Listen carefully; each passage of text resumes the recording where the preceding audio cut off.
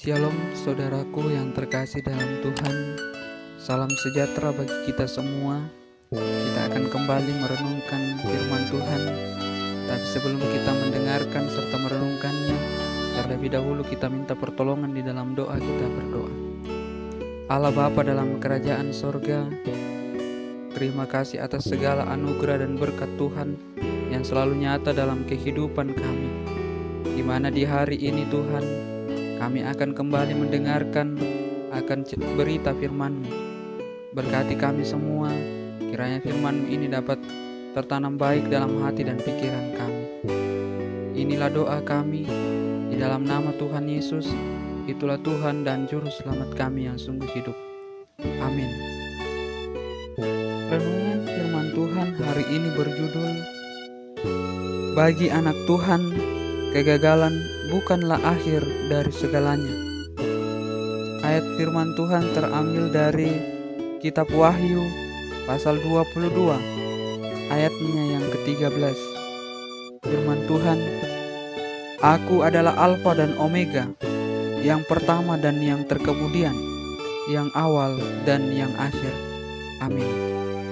Saudaraku yang saya kasihi dalam Tuhan, bagi anak Tuhan, kehancuran, kekalahan, dan kegagalan bukanlah akhir dari segalanya. Ya, kita perlu tersadarkan dari jalan dan keputusan kita yang salah, lalu segera berbalik kepada Tuhan. Tidak ada kata terlambat untuk dipulihkan oleh Tuhan. Serusak atau separah sehancur apapun hidup kita, selama kita kembali kepada Tuhan, pasti ada harapan dan kekuatan yang baru. Mungkin saat ini dokter telah memvonis kita. Mungkin saat ini bisnis atau pekerjaan kita sedang berada di titik terendah. Mungkin pernikahan kita tidak lagi seindah dulu. Atau mungkin hidup kita sudah terlalu jauh dari Tuhan. Jangan takut, itu bukanlah akhir dari segalanya. Tuhan yang kita sembah adalah yang awal dan yang akhir.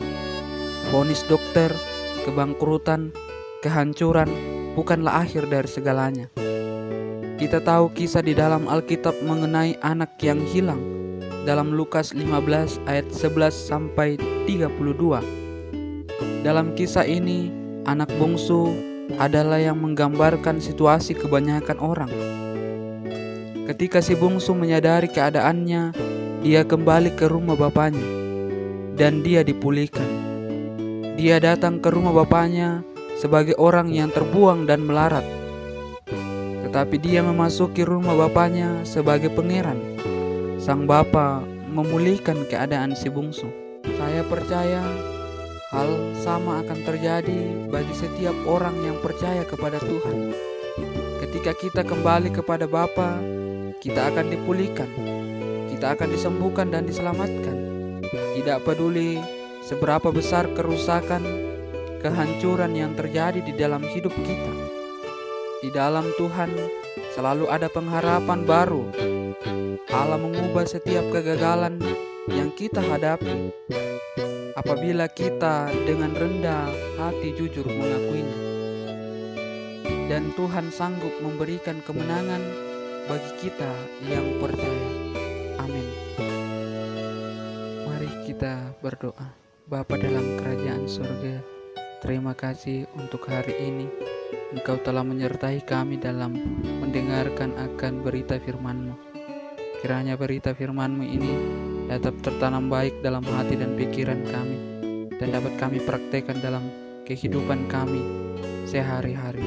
Bapa dalam kerajaan surga, inilah doa kami yang kami sampaikan hanya di dalam nama Tuhan Yesus.